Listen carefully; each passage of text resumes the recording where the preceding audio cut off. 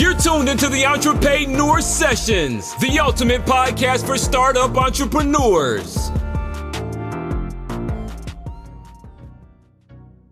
All right, everybody. Welcome to Entrepaidneur Sessions, the podcast. Thank you so much for joining today. My name's Jennifer with my co-host Mario, and we're so happy to have you guys here. We created this podcast to be a wealth of knowledge for entrepreneurs, because we all know that it's a struggle being an entrepreneur, but if we can share knowledge, we can help each other rise. So we are very, very happy. Without further ado, I want to introduce our special guest for this episode today. It's Elvira Guzman. Elvira Guzman is so many things. She's a producer, she's a brand strategist, she's a publicist. That's her track record. I don't even want to mess it up, but she's done everything. She worked for Steve Harvey for 9 years. She has produced, she's been a stage producer, she's been an event coordinator, she's been everything under the sun, and she's been in the game for a minute, so she's a wealth of knowledge. So we want to go ahead and welcome Elvira. Elvira, I'm going to go ahead and unmute you real quick, send you a cue to unmute. I got it. Hey guys, how are Welcome. you? Thank you for joining us today. So Mario, I'm going to pass it to you. I'm going to let you kick it off with the first question. Cool, Elvira. Hey, thank you, first of all, for everyone being on this meeting today and conference, especially you, Elvira. So let's go ahead and get started. So the first question is, this month's theme is about blueprint, about building your blueprint and your dreams. And so a question that I have is, how did you get started in the entertainment industry? Well, I actually started as an intern at 100.3 The Beat. And initially, I wanted to get a full-time position, but I didn't know that you needed a degree to actually work at a radio station, especially the #1 radio station in Los Angeles, which is the #2 market. So I had to start as an intern, which is something that I encourage every one of your viewers to do, because it gets your foot in the door and you're able to get contacts. So that's how I got my foot in the door. And after interning for 3 months, I wrote Steve Harvey a letter saying thank you so much for the experience. And the next thing I know, he hired me, and I spent the next 9 years working for his company. Nice, nice. That's amazing. Awesome. I love it. So, the theme for this whole June edition has been about the blueprint to your dreams, like how to create a blueprint for success. So, working in the entertainment industry, because you've been in it for years, it's high pressure. There's a lot of competition within the industry. So how have you been able to navigate the industry successfully for years to be able to elevate to the stage that you're at right now in your business? Well, I've used a few different keys, and actually that's an excellent question. The first thing I would say is I've gone above and beyond what I've always been asked to do, whether it's been for a company or for a client, because what that does, it creates a great word of mouth about your services and about you as a person. Number 2, I have not dated in my industry, because just like it could be good, it could also be very detrimental, especially if you're a woman. You're not going to be respected as much, especially if you're a CEO. And number 3, I will say that one of the keys to my success is I have always treated everyone from the receptionist to the CEO with the same level of respect that they deserve. And what we both know, all 3 of us know, is that interns, receptionists, right-hand persons eventually become CEOs, and they remember who was kind to them. So I would say that those 3 things have really given me a long-lasting career. Those are great tips. I love that. And that's something that people wouldn't really think about, but that conflict of interest in dating, sometimes it can impact your industry. It can impact your success. A lot of people don't really think about that. So, sorry, Mario, you want to go ahead?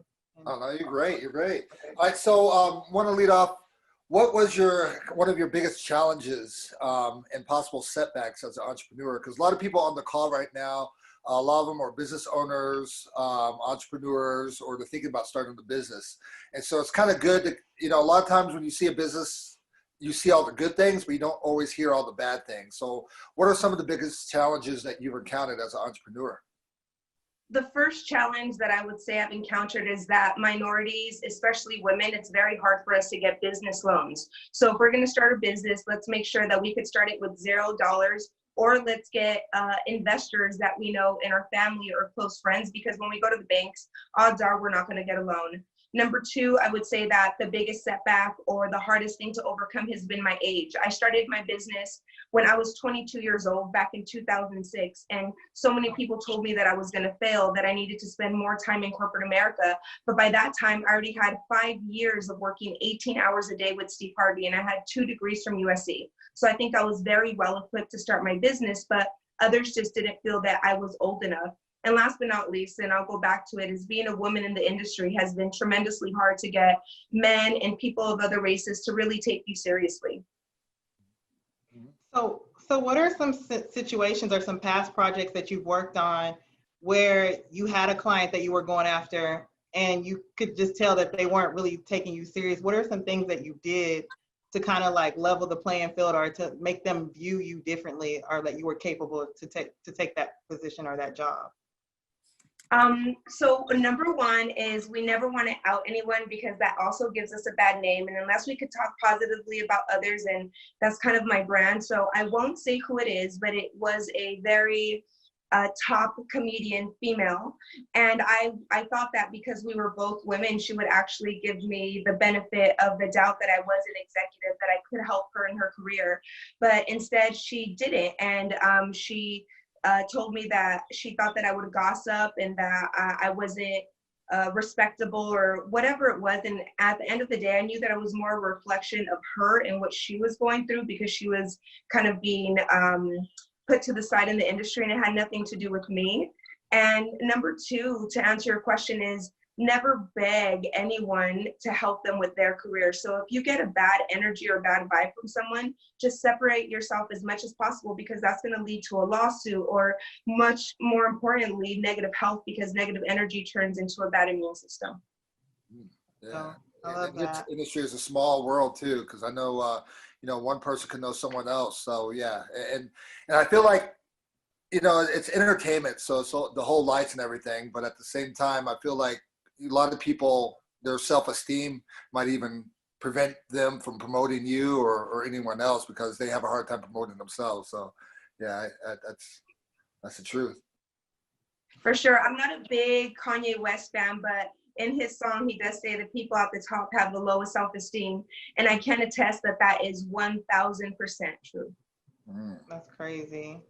Isn't that crazy how and you know what's so funny is the majority of consumers are fans, and just people in general don't think that. They think that money and success is like correlates with happiness, and it has absolutely nothing to do with that. So that's good. How do you stay motivated, despite the constant pressure to deliver? Anybody who's ever worked in PR, I've done PR. A lot of people, some people who are on this call have done PR.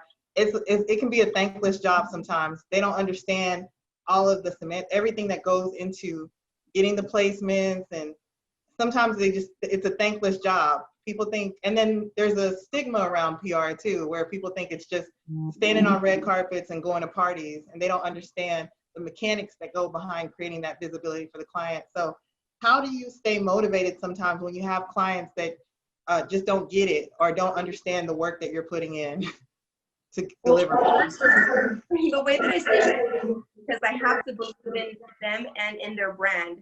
And if I don't, then I'm not going to be able to help them fulfill their dreams. So if I believe in them a lot and they just happen to have a bad day or a bad week, because let's just say that the media put out a story, or let's say that they're getting a divorce, I'm willing to go through that with them and help them cope through that, because I believe in the brand. I believe in what they're doing for this world. But if I don't, it's very easy to be like, you know what, let me get a client that's easier, that's a lot, I'll have a better time working with them. So I would say that. And the second thing is to celebrate the small things. I'm a big studier of Jim Rohn, and he says that we need to celebrate the small things just like we celebrate the big things, because if we don't, success is no longer fun. So if you land a big meeting, or if you get a big deal, or whatever it is, celebrate, even if it's like, a toast, or it's doing a Zoom party with your girlfriends to say, you know what, I finally broke through and I got a meeting with Netflix today. Because if you don't, it's hard to stay motivated amongst all of this no and rejections. Yeah, that's true. So tell us about what was your big win? Like, you started your company at 22. At 22, some people were still just in the club, turning up, not really having a real focus. To start a whole company at 22, you had to be in a certain mentality. So what was your first major project? Kind of walk us through that project, how you secured it, and all those details.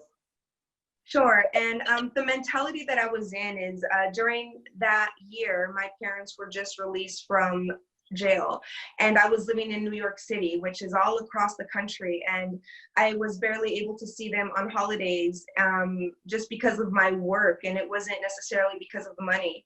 And I was really motivated to start my own business, and during that year I was virtually Steve Harvey's right-hand person, 18 hours a day.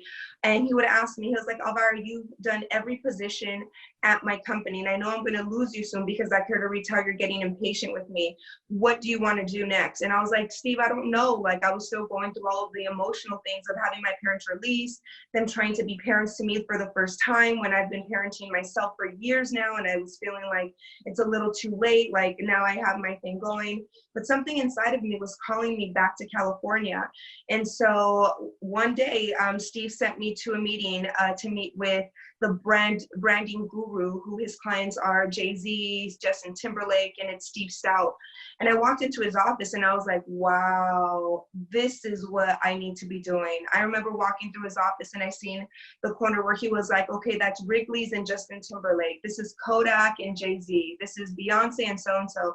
And I was just so inspired about his layout and what he was able to do, and not having the corporate model that I had seen in radio stations. And then Steve also sent me to a meeting with Marvette Brito, and she was a publicist for Mariah Carey at the time. But when I went to her office, it was incredible. She had all of these producer things for movies and different CDs. And I was like, can you teach me about it? She was like, yeah, I got this % on that, this % on that. And this is why I never have to work again if I don't want to. But, you know, my life is luxurious. And I was like, wow, I want to start a publicity and branding company together. And it had never been done at that moment, because everyone just thought that you could either do publicity or marketing or branding, and you couldn't mix them. But I've always been told that you could do whatever you want until somebody tells you to stop. And you know how we do. Nobody could tell us to stop because we'll keep going. Yeah. So I started my company, and at 22, I doubled my revenue. At the time, Steve Harvey was only paying me $150,000 a year. And within the first year of business, I was grossing over $300,000 a year. And I went from 1 employee myself to 7. And I'm very fortunate that God blessed me in that way. Man. At 22 years old, you were at making almost $500,000. Like, that's crazy. I kind of feel like your early life had an impact on that. You talked about your parents being incarcerated and then being released. It seems to me like you learned early how to be self-sufficient. Yeah. Not just self-sufficient, but I learned how to be a self-starter.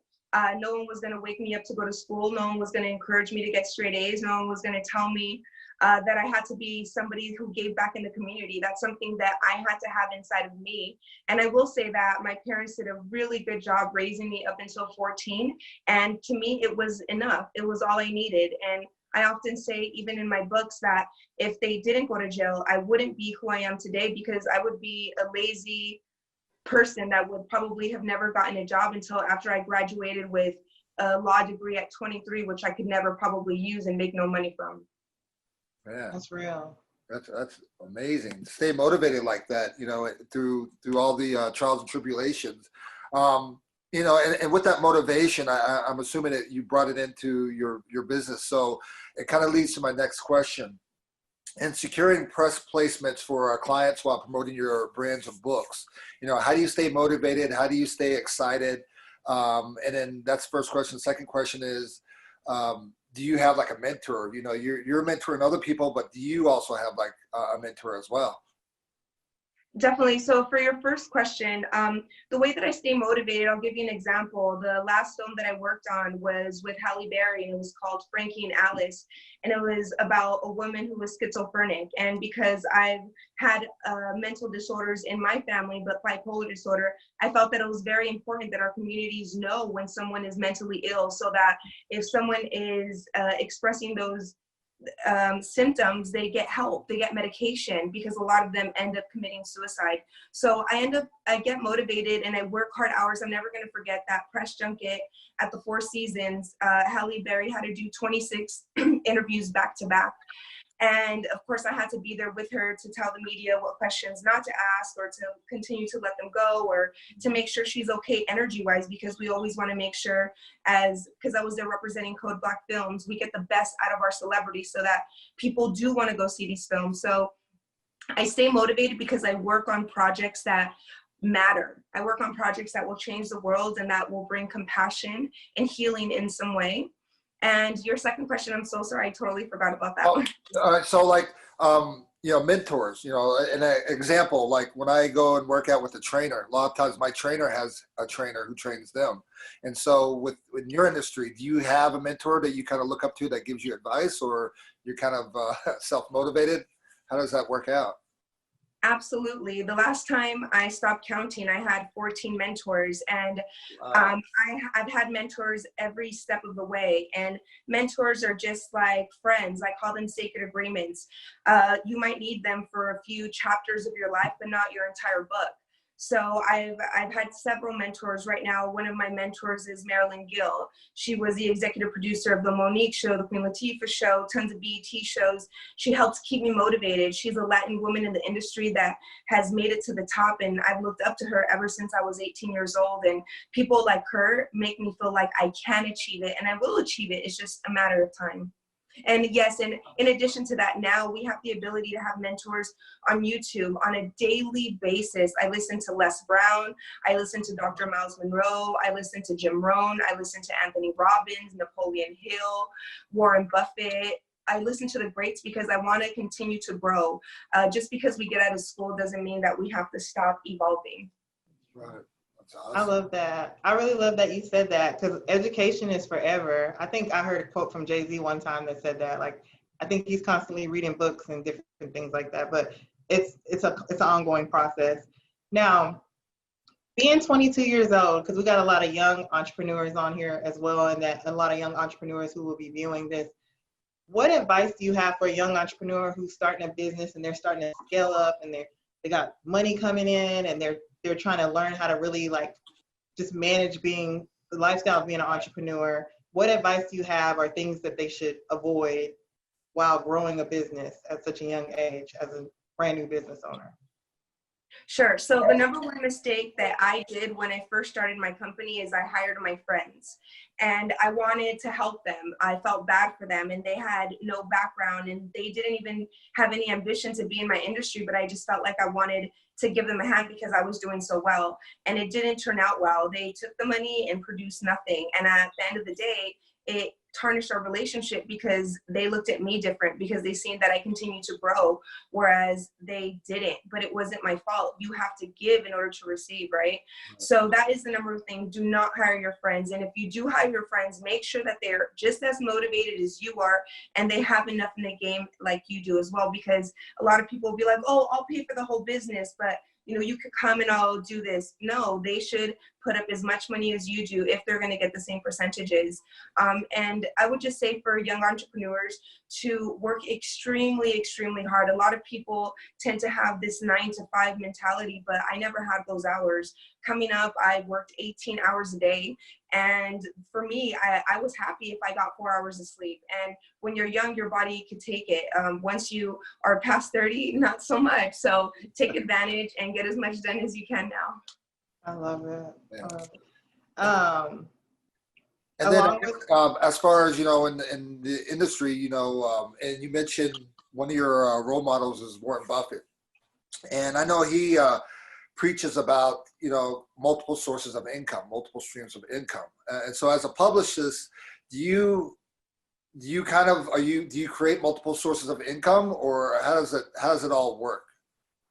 The way that I've worked out my company, because I started right after I moved from New York. And when I was living in New York, in addition to helping Steve with the Steve Harvey Radio Network and his various TV shows, I also helped him with the stock portfolio. So he sent me to go read tons of books by Warren and Jim Cramer. And what I learned is that if you have a diversified business, just like a stock portfolio, it doesn't matter what sector of the economy goes down, you're always going to remain afloat because some of your pieces of the pie are still going to be doing well. And so I do the same thing with my company. So I represent comedians and actors and authors and business owners and big time companies like Code Black Films or 93.5 K-Day, so that no matter, let's say that the acting world just is done. Well, guess what? People still want to go see comedy shows. People still want to go see Music Soul Child sing. So I've always been able to maintain a revenue stream. And you're an author too, so that's another revenue stream. Can you tell us a little bit about the books that you worked on and kind of like the motivation behind why you created those books?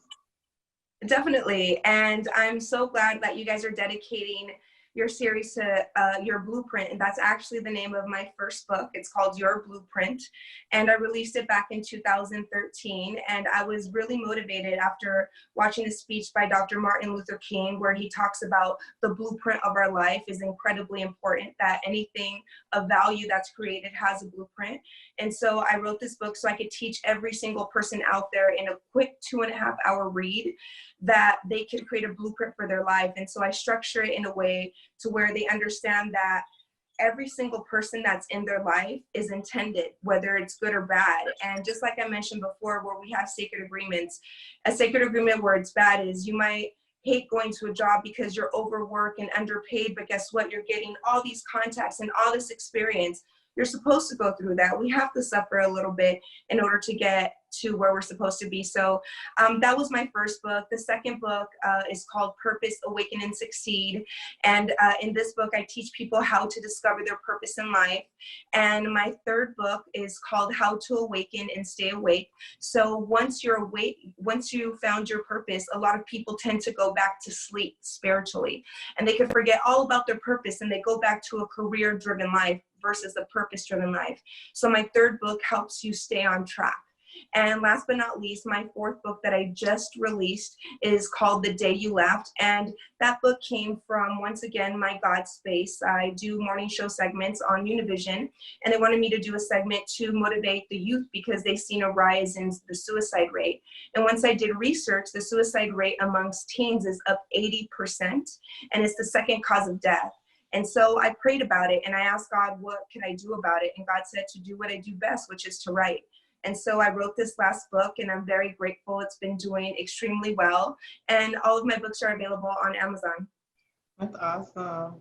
Yeah, and that's we got to check the book out for sure because it's very timely right now, I think, to really help people out. Some people are not in the best states right now due to the pandemic and a lot of different things. So that's a great resource to share.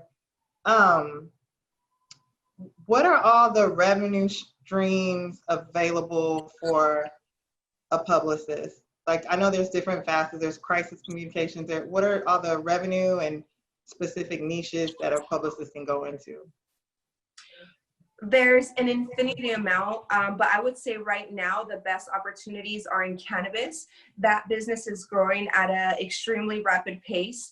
A lot of these new CEOs are not familiar with being CEOs. They don't know how to run major companies, which includes social media, includes publicity, includes marketing, branding.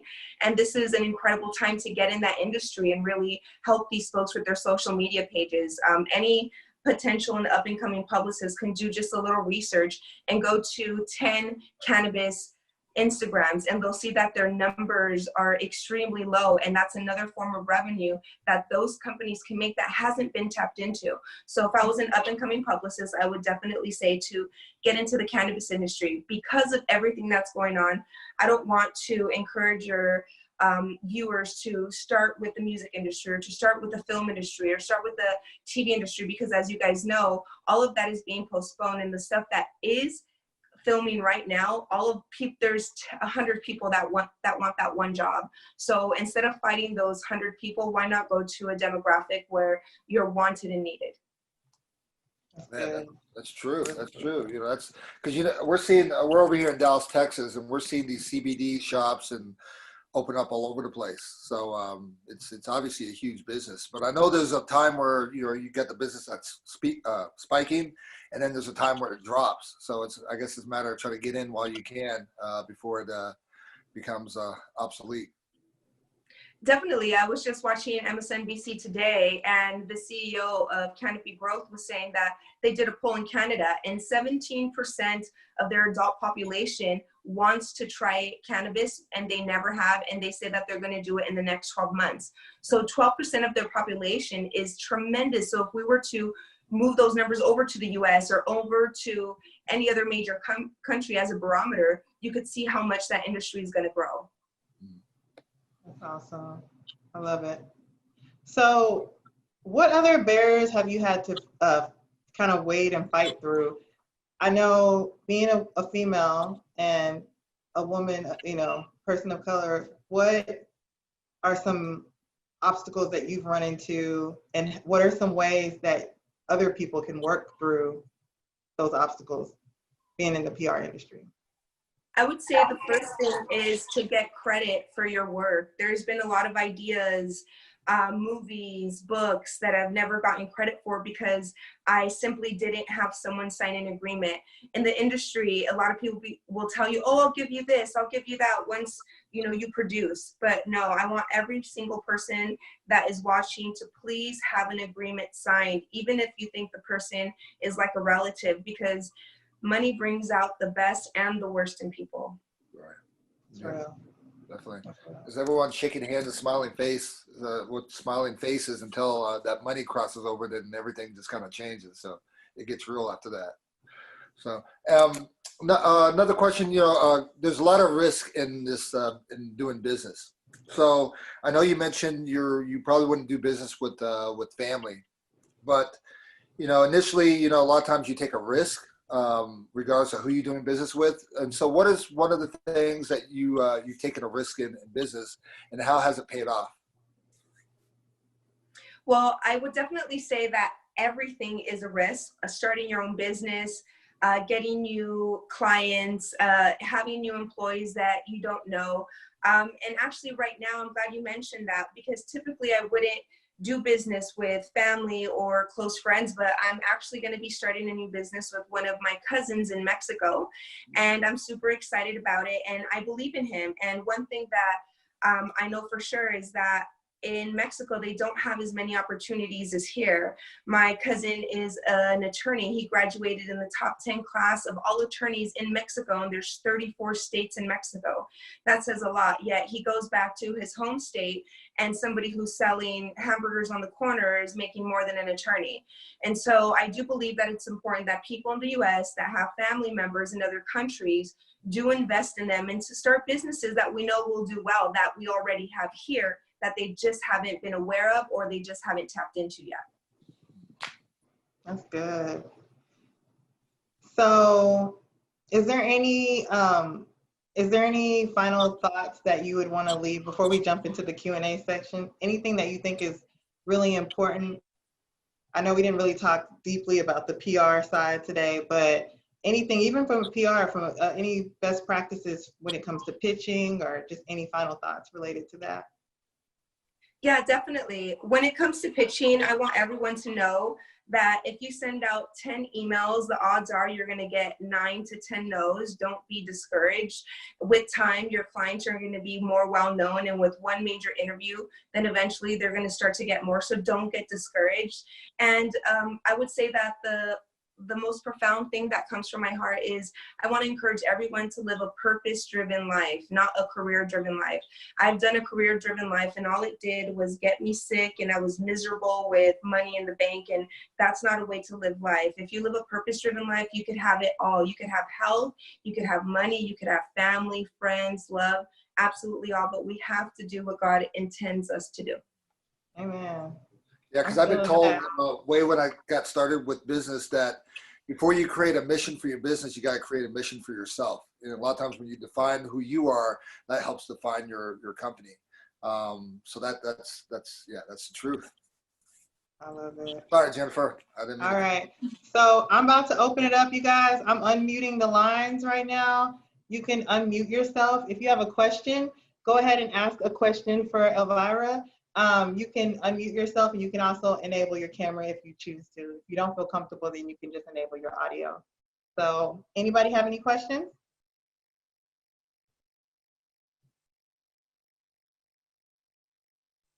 Anybody got any questions? Hi, I have a question. Okay. I wanted to know, as far as when with entrepreneurs, what is your advice on how to market for small businesses and people that are just starting? Oh, sorry, Elvira. Let me unmute you. Unmute. Okay, there you go. Okay.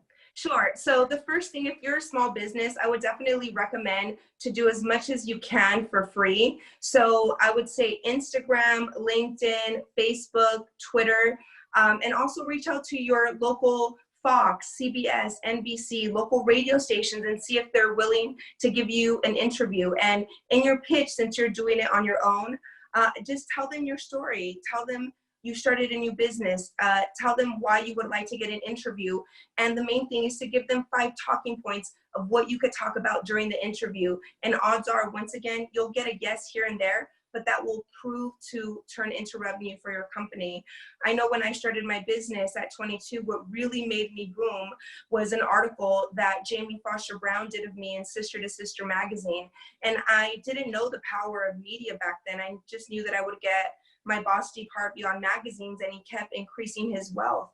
And it wasn't until it happened to me that I was like, wow, being in a magazine really is great for your business. So I would just encourage you to do as much as you can for free. And once you get to the point to where you can incorporate a publicist in your budget, that would be way better than to do a marketing plan, because a marketing plan could be very expensive. I worked in radio, and to just buy a marketing package to promote your business on radio is $30,000 plus in some markets, and it's just not worth the return. So I would say do that first.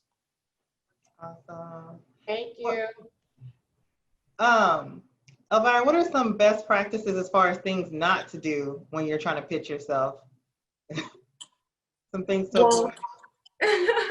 Well, when you're trying to pitch yourself, that's a great question. I would say to be long-winded. No, I used to be a producer, and I used to hate when people used to email me like long emails. I'd be like, oh, I'm not even gonna read it. That's just too much. So the more precise you could be, the better. Also, in the subject line, make sure that we know exactly what it is before you get deleted and it's not even read. So it's always important to put pitch, dash Fox, or whatever it is, because they might not necessarily know your name, but just put something that will catch their attention. And even with me, there's been times when I follow up 2 or 3 times, and they're like, I'm so glad that you followed up, because I didn't even get your first email and went into my trash. And if somebody would have gotten all in their feelings like, oh, they didn't respond to me, we could have missed an opportunity. So just be persistent. That's so real. And that's like excellent advice, because I remember I used to write novels, and I would get like no response, detailed novels with links and everything. And then I would just write 3 lines like, hey, I'm trying to do this. Can you chat? They'd be like, yeah, I can chat tomorrow. I'm like, why not just do that from the jump?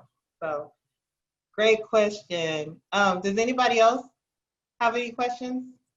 I have a question. Can you hear me? Yes. Okay, my name is Kiera. Hello, everyone. Hi, Miss Hey, Elvira. Kiera. Hey.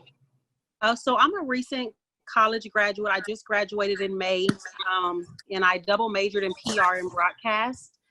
I'm looking to start my own PR agency, so I want to become my own publicist.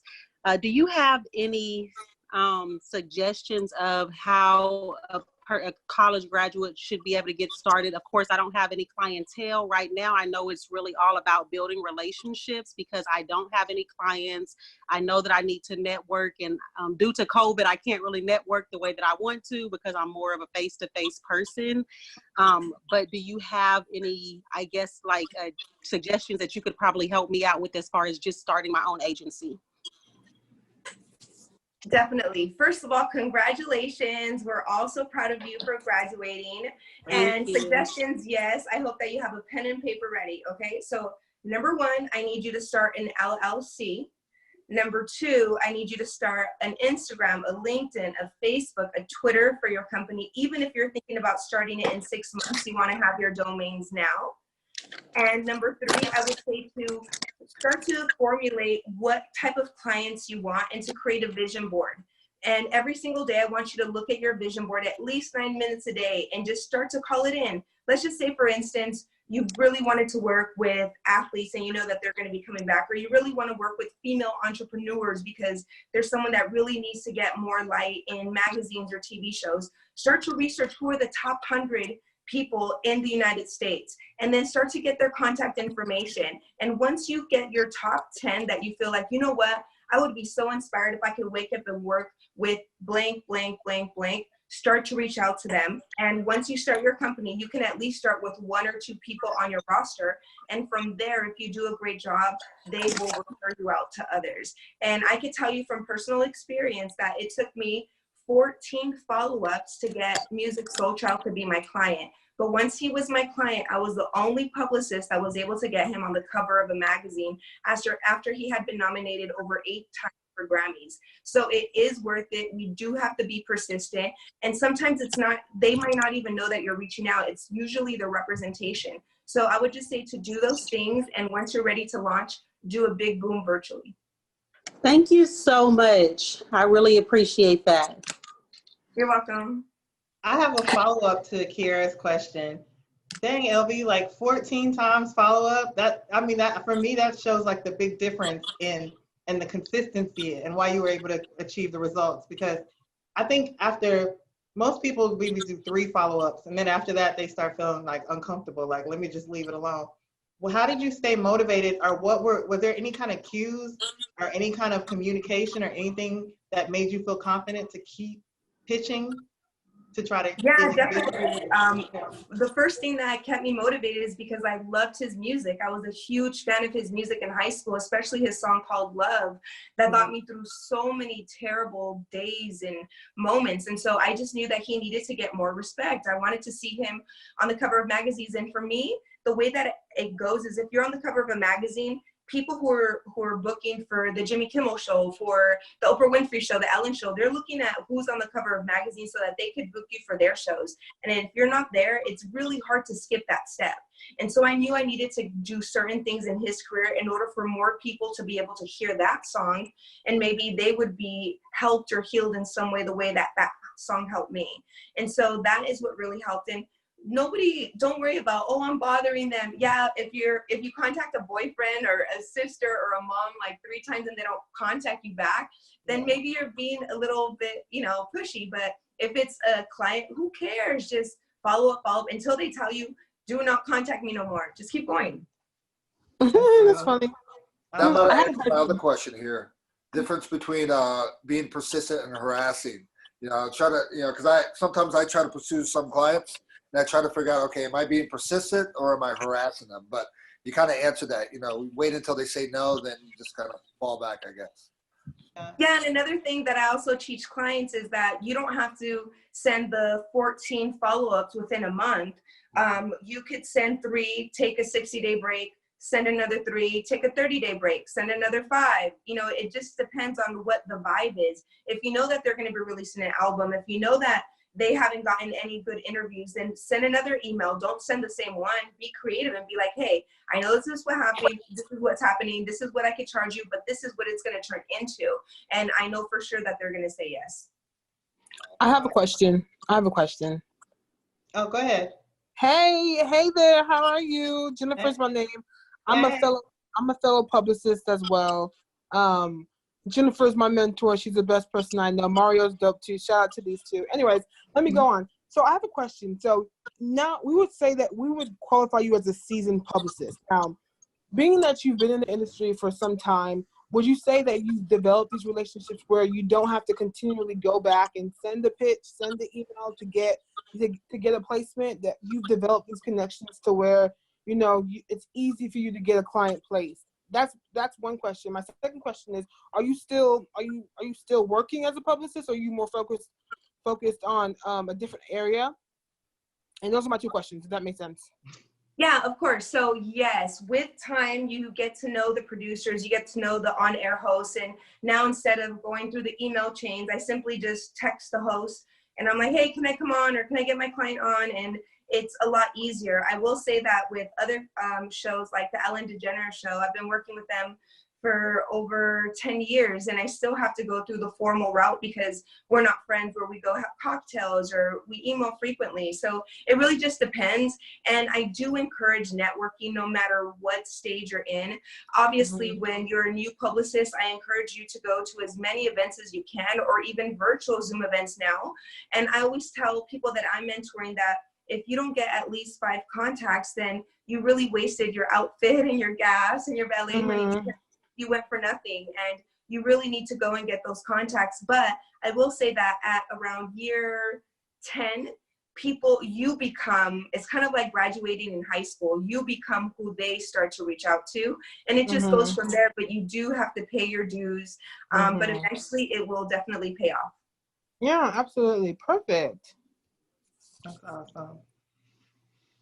And you had mentioned about LLC or incorporated. Was there a reason why you went LLC, or just what was the difference? Definitely. So the way that I was mentored by Steve Harvey, his attorney and his manager, is if you have an LLC, let's just say, for instance, BET pays me $100,000, right? Well, if I claim that as Elvira Guzman, then the IRS is going to get 40% of that. But they don't know that I'm paying these clients or have these bills or this or that. But when you're a corporation, you can make those decisions on your own. So if you're a company, it's very, very important that you have an LLC. And more importantly, they showed me that you should get an LLC based out of Las Vegas or Colorado. They have better rules. Oh, that's good to know. That's good to know. So you're saying that we should go, even though I'm in Texas, I should get an LLC in Las Vegas or the other state, and not my own home state?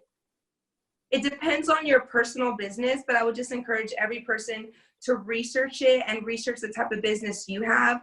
But that was the information that I was given by my mentors. Okay. I love it. That's good awesome to know. Yeah. That's really good. Idea.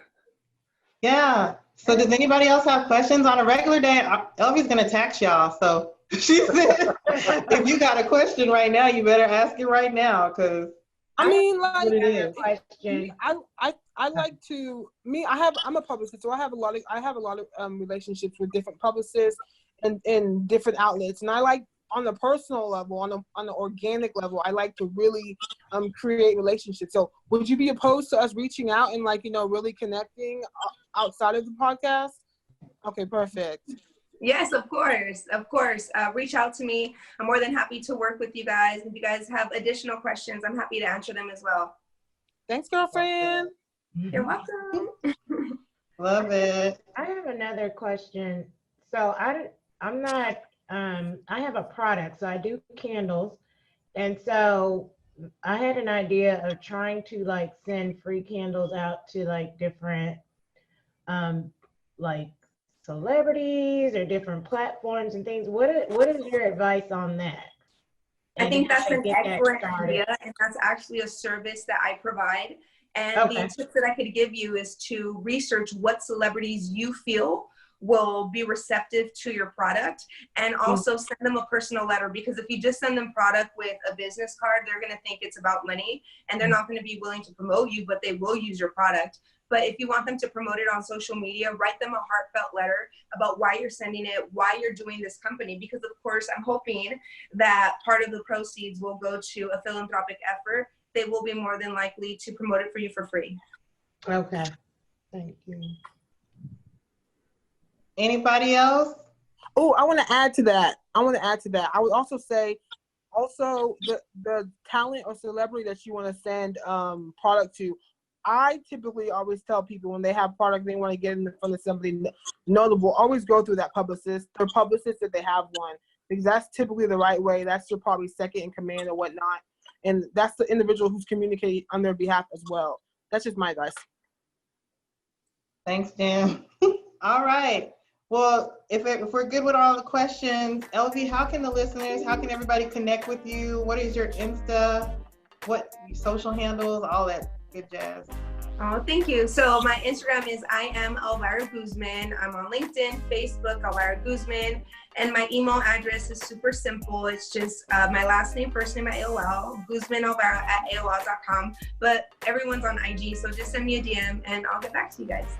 Awesome. And then you just dropped your new book. So can you repeat what that book is and also tell us any other projects you're working on right now?